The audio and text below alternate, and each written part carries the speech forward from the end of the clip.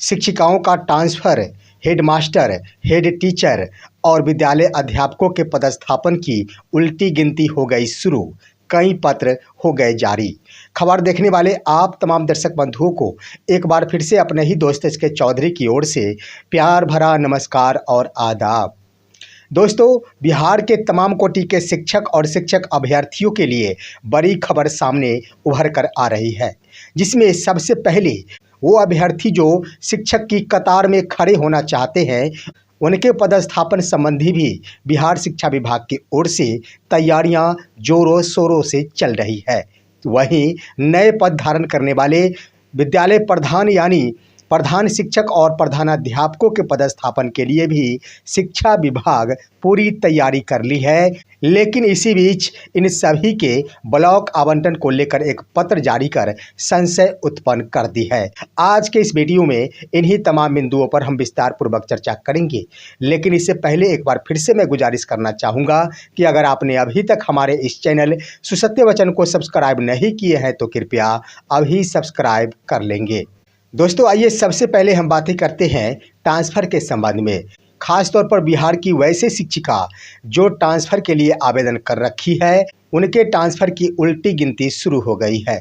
मैं बातें कर रहा हूं दोस्तों, किसी भी प्रकार की महिला है जो अपने दूसरे ज़िले में ट्रांसफ़र हेतु आवेदन की है, यानी कहने का अर्थ ये हुआ कि सेम ज़िले वाले नहीं, जो शिक्षिका अपने गृह जिले से सुदूर वाले जिले में जाकर नौकरी कर रही है, उन सभी के लिए अच्छा अवसर ये है कि यह मार्च का महीना उन सभी को खुशखबरी देगा।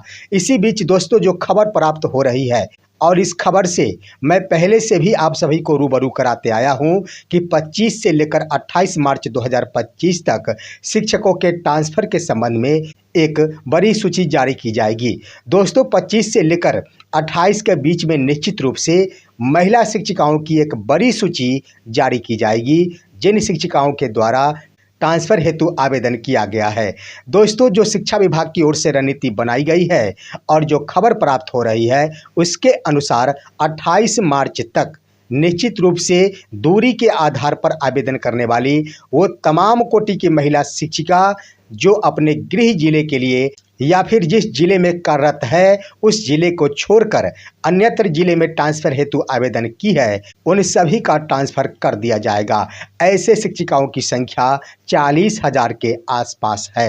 दोस्तों, यह सूची जारी होते ही खास तौर पर सेम जिला को छोड़कर अन्यत्र जिला का चुनाव करने वाले सभी तरह की महिलाओं की समस्या का समाधान हो जाएगा। जो पदस्थापित जिला को छोड़कर अन्यत्र जिला का चुनाव की है, उन सभी का ट्रांसफ़र हो जाएगा 31 मार्च 2025 के अंतर्गत। इस तरह से उन सभी के ट्रांसफ़र की उल्टी गिनती शुरू है और किसी भी वक्त यह ट्रांसफ़र सूची जारी की जा सकती है। अब आइए दोस्तों, हम बातें करते हैं हेड टीचर और हेड मास्टर के पदस्थापन के संबंध में। दोस्तों, इन दोनों के पदस्थापन के लिए भी शिक्षा विभाग की ओर से तैयारियां जोरों शोरों से चल रही है और एक तरह से कह दिया जाए तो तमाम तैयारियां पूरी भी कर ली गई है। जहां सबसे पहले हेड मास्टर और हेड टीचर का जिला आवंटन की बात है, तो इसकी भी उल्टी गिनती चल रही है। किसी भी वक्त इसकी सूची जारी की जा सकती है कि हेड टीचर और हेड मास्टर को कौन कौन जिला आवंटित किया गया है। दोस्तों, ज़्यादा वक्त नहीं है, 28 मार्च 2025 तक इन सभी की सूची जारी की जा सकती है, इन सभी को जिला आवंटित किया जा सकता है। इसी बीच एक और खबर आई है दोस्तों, इन सभी को प्रखंड आवंटित करने संबंधी। दोस्तों, प्रधान शिक्षक और प्रधानाध्यापकों का प्रखंड आवंटन के लिए एक कमेटी का गठन प्राथमिक शिक्षा निदेशालय की ओर से कर दिया गया है और वह गठन एक पत्र के माध्यम से किया गया है, जो पत्र आपके स्क्रीन पर है। दोस्तों, यह पत्र प्राथमिक शिक्षा निदेशक की ओर से जारी किया गया है और इस पत्र में उल्लेख किया गया है कि बीपीएससी के माध्यम से बहाली होने वाले विद्यालय अध्यापक जो बीपीएससी टीआरई 3 के अंतर्गत बहाल होंगे, हेड टीचर और हेड मास्टर के प्रमंडल, जिला और प्रखंड आवंटन पर विचार हेतु एक 5 सदस्यीय कमेटी का गठन किया जाता है।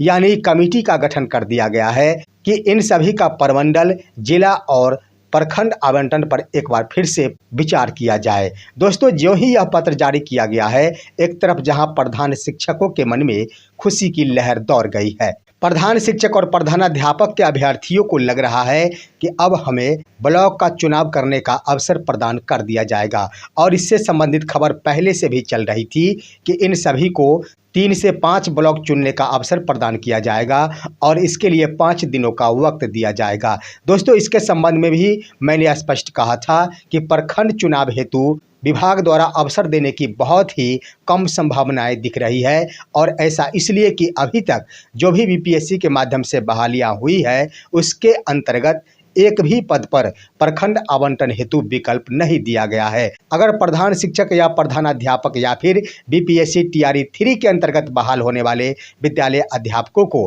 प्रखंड का विकल्प चुनने का अवसर प्रदान किया जाता है तो एक हंगामा खड़ा होगा और इससे पहले बहाल होने वाले शिक्षक कोर्ट का रुख कर सकते हैं। लेकिन बड़े ही चालाकी से शिक्षा विभाग के द्वारा एक कमेटी का गठन करके दोनों ही प्रकार के अभ्यर्थियों की सोच के ऊपर से पार करते हुए कमेटी का गठन संबंधी पत्र जारी कर दी है।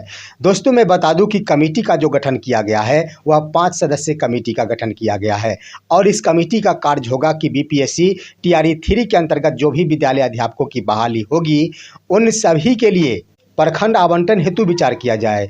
ऐसा मैं इसलिए कह रहा हूं कि विद्यालय अध्यापकों का जिला आवंटित पहले ही हो चुका है और सिर्फ इनके लिए बाकी रह गया है प्रखंड आवंटन का। इसलिए टीआरई 3 के अंतर्गत बहाल होने वाले विद्यालय अध्यापकों के प्रखंड आवंटन पर विचार करने संबंधी इस कमेटी का गठन किया गया है।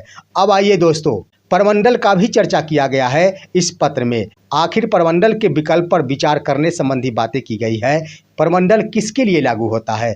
दोस्तों, प्रमंडल लागू होता है हेडमास्टरों के लिए जो उच्च विद्यालय या फिर उच्च माध्यमिक विद्यालय में प्रधानाध्यापक पद पर जाएंगे। उन सभी पर लागू होता है प्रमंडल के चयन पर विचार करने संबंधी।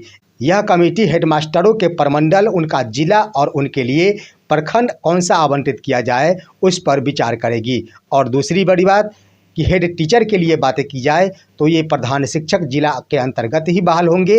उनका जिला और उनके अंतर्गत आने वाले प्रखंडों पर विचार करने हेतु यह कमेटी कार्य करेगी। लेकिन मैं आपको बता दूं कि कमेटी का गठन एक बहाना है।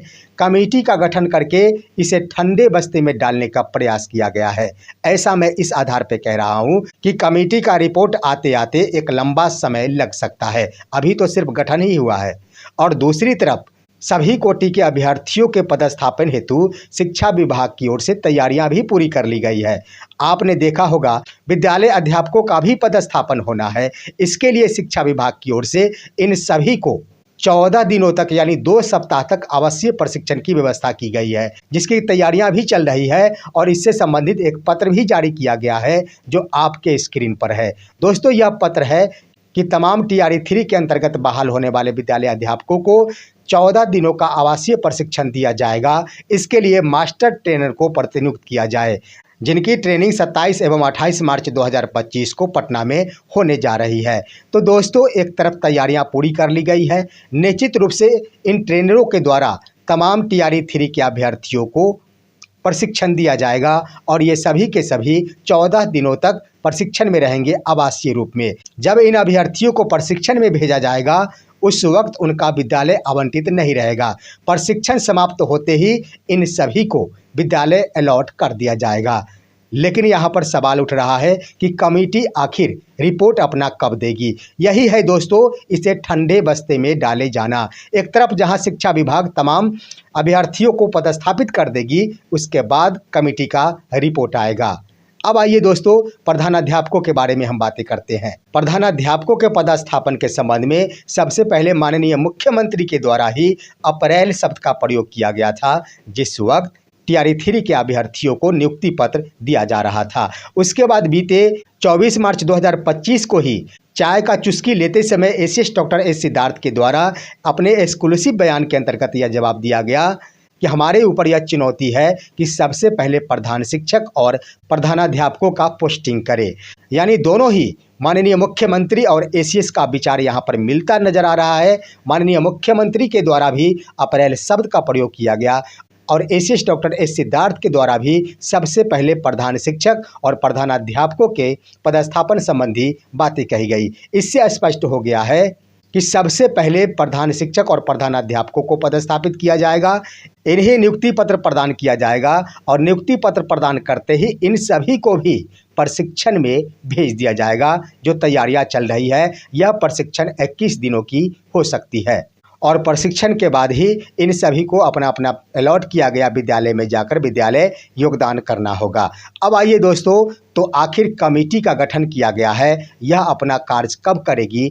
जब सबसे पहले एचएम और हेडमास्टरों की बहाली हो रही है, उसके बाद टीआरई 3 के विद्यालय अध्यापकों की बहाली हो रही है, तो आखिर जो कमेटी बनाया गया है वो रिपोर्ट कब देगी और उसका क्या असर इन तमाम अभ्यर्थियों पर पड़ेगा?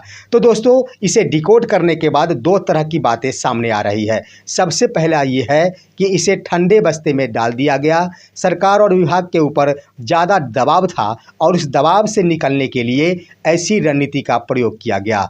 और दूसरी बड़ी बात दोस्तों कि यह चुनावी वर्ष है, इन सभी को मौका देकर सरकार चुनावी वर्ष का भी फायदा उठा सकती है। वो इस रूप में कि अगर इन अभ्यर्थियों को अपना मनपसंद प्रखंड दे दिया जाता है तो निश्चित रूप से सरकार को इसका क्रेडिट मिलेगी, लेकिन इस क्रेडिट के चक्कर में अभ्यर्थियों को थोड़ा सा नुकसान भी सहना पड़ सकता है। वो दोस्तों, फिलहाल बीपीएससी टीआरई 3 का पदस्थापन हो या फिर एचएम या फिर हेडमास्टर का पदस्थापन हो, फिलहाल उसे रोका जा सकता है। अगर सरकार उस रिपोर्ट के अनुसार कार्य करना चाहेगी तो निश्चित रूप से टीआरई 3 के पदस्थापन पर भी विराम लगाएगी, हेडमास्टर और हेड टीचर के पदस्थापन पर भी विराम लगाएगी। लेकिन ये भी बात निश्चित है कि अगर विराम लग जाती है तो इन सभी को अपना प्रखंड का विकल्प चुनने का अवसर जरूर मिल सकता है।